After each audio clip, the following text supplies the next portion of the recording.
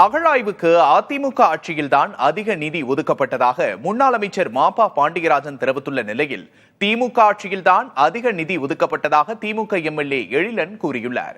இருவரும் பேசியதை வினை எதிர்வினை பகுதியில் பார்க்கலாம்.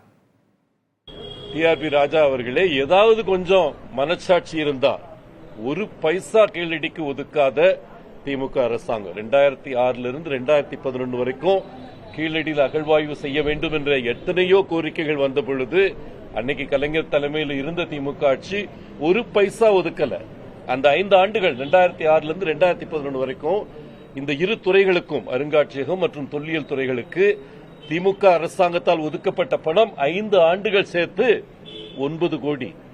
இதை மறுக்க முடியுமான்னு பாருங்க. அதே போல அண்ணன் எடப்பாடியார் ஆட்சியில் அந்த 4 ஆண்டுகள்ல இந்த தொல்லியல் துறை, அருங்காட்சியகம் துறைக்கு சராசரியாக 105 கோடி ஒரு வருடத்திற்கு ஒதுக்கியவர் எடப்பாடியார் அவர்கள்.